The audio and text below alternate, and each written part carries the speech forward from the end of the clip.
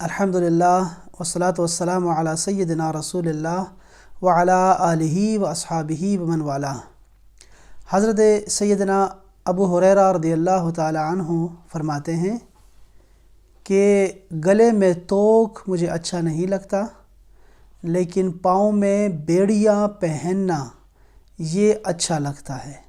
ان کا اشارہ خواب کی طرف تھا۔ خواب میں پاؤں میں بیڑیاں پہننا یہ اچھا ہے خواب میں، کیونکہ اس سے دین میں ثابت قدمی مراد ہے۔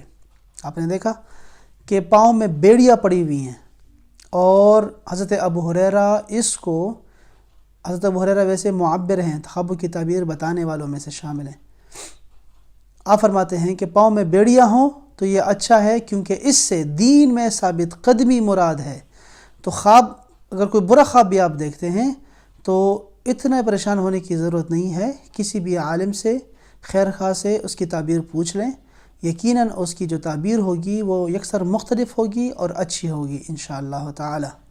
اللہ تعالی ہمیں اچھے اچھے خواب نصیب کرے اور رسول اللہ صلی اللہ علیہ وسلم سے سچی وابستگی نصیب فرمائے۔ وصلی اللہ علی سیدنا و مولانا محمد وعلی آلہ واصحابہ اجمعین برحمتک یا ارحم الراحمین۔